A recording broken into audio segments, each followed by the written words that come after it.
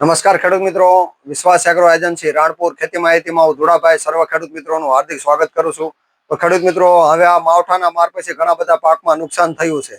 તો આ બધું નુકસાનના હવે વળતર માટે અથવા તો આ બધું નુકસાન થયું છે તો એનો ભરપાઈ માટે એવો કયો પાક કરી શકાય જે ઓછા જોખમે થાય. આના આગળના વિડીયોમાં જોખમે પાક જીરા બિયારણ વિશે વાત કરી હતી. તો ખેડૂત મિત્રો, આજના વિડીયોમાં આપણે ઓછા જોખમે અને ખેડૂતોને થોડું ઘણું થાય અને થાય જ ક્યારે કોઈ પણ પ્રકારની ખોટ ના આવે એના માટેની આજના વિડીયોમાં વાત કરવાની છે. તો ખેડૂત મિત્રો, આજનો વિડીયો તમે પહેલેથી છેલ્લે સુધી શાંતિથી જોઈજો. અને એમાંય સૌથી સારામાં સારી કંપની, ગુજરાતની સૌથી મોટામાં મોટી કંપની એવી ગોલ્ડ કિંગ બાયોજન પ્રાઇવેટ લિમિટેડના એક ઘઉંની વેરાયટી વિશે ચર્ચા કરવાના છે. આમ જોવા જઈએ તો કે ગોલ્ડ કિંગ કંપનીએ ઘઉં બિયારણમાં નંબર 1 અને ગુજરાત અને ભારતભરમાં સૌથી વધુ ઘઉંનું બિયારણ વેચતી કંપની હોય તો એ gold king Biogen private limited છે. અને એમાંય તે ગોલ્ડ કિંગ કંપનીની ઘણી બધી રિસર્ચ વેરાયટીઓ આવે છે. એ ઘણી બધી વેરાયટીઓ એમાં અન્નધારા છે, અન્નદાતા છે, અન્નકૂટ છે, અન્નમેઘા છે, અન્નવર્ષા છે, અન્નકૂટ પ્લસ છે. આવી ઘણી બધી લગભગ 10 થી 15 કંપની પાસે રિસર્ચ ઘઉંની વેરાયટી છે. એ બધી જ વેરાયટીઓમાં સૌથી નંબર 1 હોય અને ખેડૂતોને ઓછા ખર્ચે વધુ ઉત્પાદન આપે એવી વેરાયટી હોય તો એ છે અન્નધારા. તો ખેડૂત મિત્રો, આપણે આજના વિડીયોમાં અન્નધારા ઘઉં બિયારણ વિશેની ચર્ચા કરવાના છીએ. તો ખેડૂત મિત્રો, આ એક એવું બિયારણ છે જે ઘઉં બિયારણમાં નંબર 1 હોય અને ગોલ્ડ કિંગ કંપનીનું ડિમાન્ડ દિવસે ને દિવસે વધતી જાય છે એવું ઘઉંનું બિયારણ છે. તો એના બિયારણ વિશે આજના વિડીયોમાં આપણે ચર્ચા કરવાના છે. તો આ બિયારણનો વીઘે દર કેટલો રાખવો, એની ઉત્પાદન ક્ષમતા કેટલી છે, વાવેતરનો સમય ક્યારે છે, પાકવાના દિવસો કેટલા છે, એની છોડની ઊંચાઈ કેટલી થાય છે, એના રોગ પ્રતિકારક શક્તિ કેવી છે, ડાળીઓ કેવી ફૂટે છે, ડુંડીમાં દાણા કેટલા થાય છે, દાણાનો રંગ કેવો છે, રોટલી ખાધે કેવી મીઠી છે, આ ઉપરાંત એનો ભાવ શું છે એ વિશે આપણે આજના વિડીયોમાં ચર્ચા કરવાના છીએ. તો ખેડૂત મિત્રો, સર્વપ્રથમ આપણે વાત કરીએ તો કે બિયારણનો દર. તો ખેડૂત મિત્રો, કે બિયારણ એ પાયાની વસ્તુ છે અને એમાં બિયારણનો દર નક્કી કરવો ખૂબ જ અગત્યની વસ્તુ છે. જો ખેડૂત મિત્રો એકવાર તમારા ખેતરમાં જો ખરાબ બિયારણ આવી ગયું હોય તો તમારે આખું વર્ષ નુકસાન આવતું હોય છે અથવા તો એ સિઝન તમારે ખ્યાલ થતી હોય છે. તો તમે બિયારણની ખરીદી જોઈ વિચારીને કરજો. એમાં ઘઉં બિયારણની ચર્ચા કરીએ તો ઘઉં બિયારણ ઘણી બધી કંપનીઓના આવે છે. એમાં આપણે નંબર 1 ઘઉં બિયારણ વિશે શા માટે ચર્ચા કરવાની છે તો એ ઘઉં બિયારણ નંબર 1 ઘઉં બિયારણ હોય તો અન્નધારા ઘઉં બિયારણ છે. તો અન્નધારા ઘઉંનું બિયારણ તો ખેડૂત મિત્રો, બિયારણનો દર તો આપણે 16 ગુઠાનો વીઘો હોય તો 1 ગુઠે 1 કિલો એટલે કે 16 ગુઠાના વીઘામાં 16 કિલો એટલે ખેડૂત મિત્રો મિનિમમ તમારે 15 કિલો અને વધીને 18 કિલો બિયારણનો દર 1 વીઘામાં રાખવાનો છે. આ જે 1 મણનું બેગ આવે છે, 20 કિલોની બેગ આવે, એ વધીને તમારે 1 જ વીઘામાં કરવાના છે, એનાથી વધારે નહીં. ટૂંકમાં 15 થી 18 કિલો 1 વીઘામાં ઘઉં બિયારણ જો વાવેતર કરવામાં આવે તો સારામાં સારું ઉત્પાદન આવે. તો એની ઉત્પાદનની ક્ષમતા વિશે વાત કરીએ તો ખેડૂત મિત્રો, ઉત્પાદનની ક્ષમતા જો ટાઈમે તમારે વાવેતર થાય તો ઉત્પાદન ખેડૂત મિત્રો 65 થી 70 મણ સુધી આવતું હોય છે. મિનિમમ તમારે 40 થી 50 મણ અને મેક્સિમમ 60 થી 70 મણ સુધી ઉત્પાદન આવે એવું આ ઘઉંનું બિયારણ છે. ત્યારબાદ એનો વાવેતરનો સમય તો નવેમ્બર થી ડિસેમ્બર. જો તમે નવેમ્બર મહિનામાં કરી દો તો તમારે વધારે મેક્સિમમ સમયમાં વધારેમાં વધારે ઉત્પાદન આવતું હોય છે, અથવા તો ડિસેમ્બરમાં પાછલી અવસ્થામાં કરો તો ઉત્પાદનનો 4-5 મણ ઓછું આવતું હોય છે. પણ જો નવેમ્બર મહિનામાં કરો તો ઘણો બધો ફાયદો થતો હોય છે. તો ખેડૂત મિત્રોનો વાવેતરનો સમય હોય છે ઘઉંનો નવેમ્બર થી ડિસેમ્બર. ત્યારબાદ આપણે પાકવાના દિવસો વિશે ચર્ચા કરીએ તો પાકવાના દિવસો 110 થી 120 દિવસે તૈયાર થતું હોય છે. ઘઉં જમ મોડાવા હોય એમ ઝડપથી પાકી જાય. જો આનું આજ બિયારણ તમે ડિસેમ્બરના એન્ડમાં કરો તો 100 દિવસમાં પણ તૈયાર થઈ જાય. પણ જો નવેમ્બર મહિનામાં વાવવામાં આવે તો 110 દિવસની આજુબાજુ વાવેતરનો પાકવાના દિવસો લેતું હોય છે. ત્યારબાદ છોડની ઊંચાઈ તો ખેડૂત મિત્રો, આ એક એવું ઘઉંનું બિયારણ છે જેની છોડની ઊંચાઈ ખૂબ જ મધ્યમ થતી હોય છે. એટલે કે તમારે ભલુકી જમીન હોય તો તમારે 2.5 થી 3 ફૂટ જ એની ઊંચાઈ થાય છે. એટલે કે 2.5 થી 3 ફૂટનો જ ઊંચાઈનો આવડો છોડ થાય છે. એનાથી વધારે ઊંચો છોડ થતો નથી.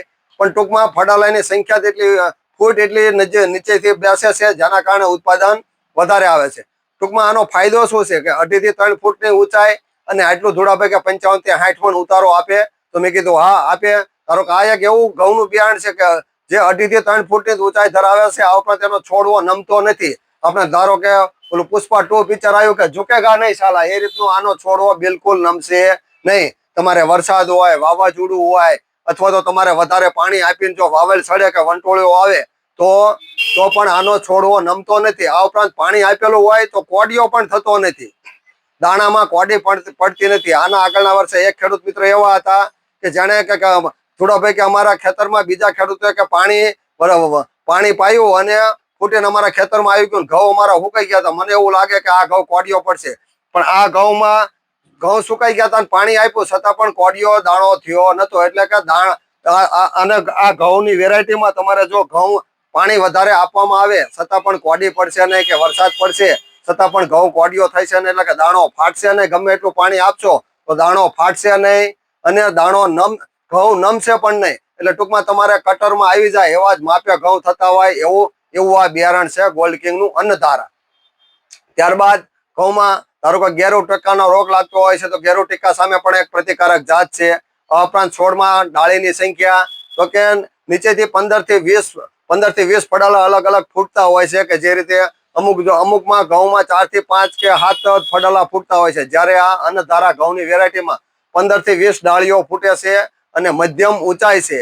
એના કારણે ઘણા બધા ખેડૂતોની પ્રથમ પસંદગી બની છે. આ ઉપરાંત ડુંડીમાં દાણાની સંખ્યા તો કે 45 થી 50 ને વધીને 60 દાણા થાય છે અને એકદમ કેસરી કલરનો દાણો એટલે કે કેસરી ટુકડી. અહીંયા જ્યાં કટ્ટાનો કલર છે એટલે ઘણા બધા ખેડૂત મિત્રો એમ કે છે કે ધૂળભાઈ અમે આના આગળના વર્ષે તમારી પાસેથી લઈએ અને જે કેસરી ટુકડી કે કેસરી અન્નધારા ઘઉંની વેરાયટી કરી હતી એ કે ખૂબ જ સરસ મજાનો દાણો હતો અને એકદમ કેસરી કલરનો સોનેરી ટુકડી દાણો હતો.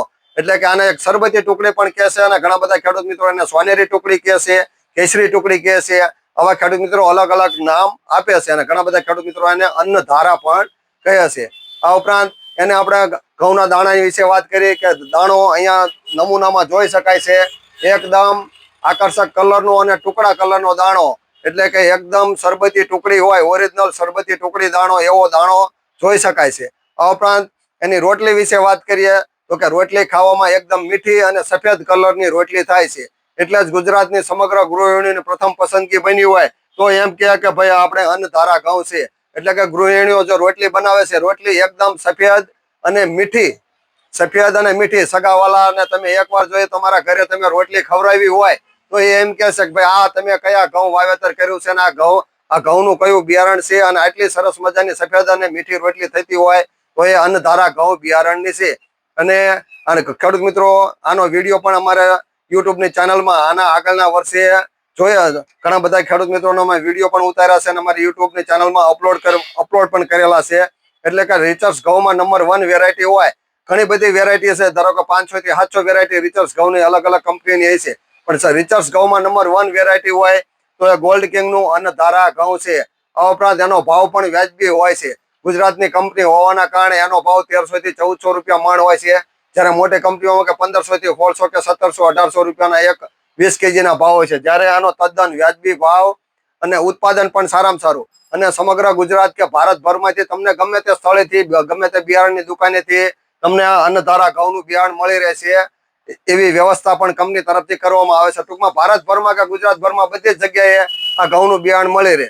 એટલે એવું નહીં કે ભાઈ તમે ગમે ત્યાંથી તમને અનુકૂળ પડે એ વ્યાપારી પાસેથી તમે આ ઘઉંની વેરાયટીની ખરીદી કરી શકો છો. તો ખેડૂત મિત્રો આપણે આજના વિડીયોમાં ઘઉંના બિયારણ વિશે આપણે જે વાત કરી છે એ વિડીયો તમને એમ લાગે કે ના ઘઉં બિયારણમાં સારામાં સારી વેરાયટી છે અને આના આગળના વિડીયોમાં આપણે યુટ્યુબમાં પણ જે વિડીયો છે એ નાનો મોટો વિડીયોની માહિતી પણ જોઈ લઈએ.